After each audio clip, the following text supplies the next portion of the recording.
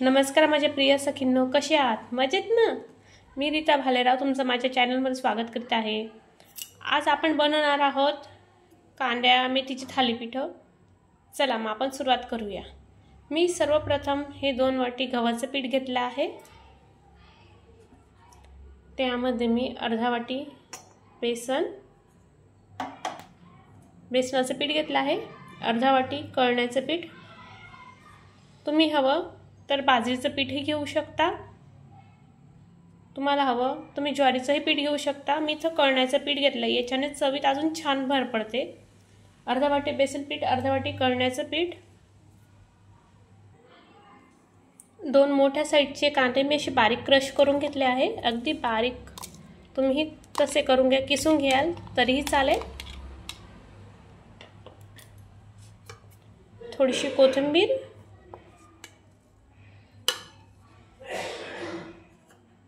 1 teaspoon लसणाचं paste, kasuri methi ही अर्धा वाटीला कमी आहे, हिच्याने छान डार्क फ्लेवर येतो, स्ट्रॉंग अगदी। धने पावडर 2 लहान टीस्पून, चटणी पावडर 2 लहान टीस्पून, जिरे 1 टीस्पून, चवीप्रमाणे मीठ, हिंग। आता आपण काय करूया, त्याला छान नरम असं भिजून घेऊया। अगदी मऊसर भिजायचं आहे आपल्याला, थोडंसं आलस असं, अगदी लसलशीत। आपल्याला पोळींसारखं नाही ठेवायचं आहे, थोडं लसलशीत ठेवूया। आपलं थालीपीठाचं पीठ हे भिजून तयार आहे बघा, मी अगदी असं नरम भिजून घेतलं आहे। आता आपण काय करूया, आपली थालीपीठ आपण थोडीशी थापून घेऊया। आता आपल्याला काय करायचं, एक स्वच्छ असा कपडा घ्यायचा आहे, पोळपाट किंवा ताटावर त्याचं ठेवून घ्यायचं, त्याला थोडा ओला करून घ्यायचा आहे।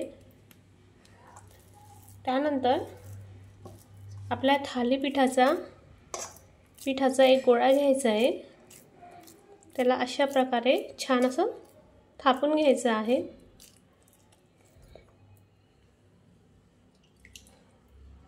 थोडा हात ओला करून घेतलाय मी अजून, जेणेकरून ते हाताला चिपकणार नाही पीठ। छान बारीक करायचं, जाळ नाही ठेवायचं, बारीक असलं की लवकर शिजतं।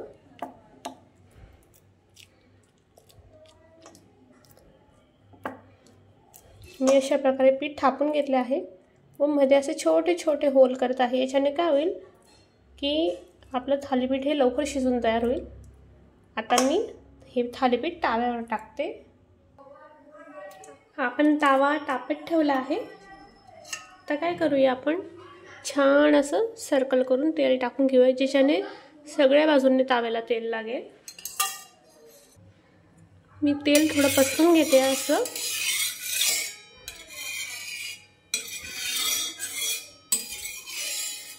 आता आपण काय करूया, आपलं थालीपीठ हे तव्यावर टाकूया, अगदी सामावून टाकायचं आहे, जेणेकरून तेल हे तुमच्या अंगावर उडणार नाही। हळूच कणी टाकायचं, जोराने टाकल्याने तेल तुमच्या अंगावर उडू शकतं, त्यामुळे सामावून हळूच कणी टाका। याला हळूहळू शिजू द्या मंद आचेवर, मग हे आपण कच्चं राहणार नाही।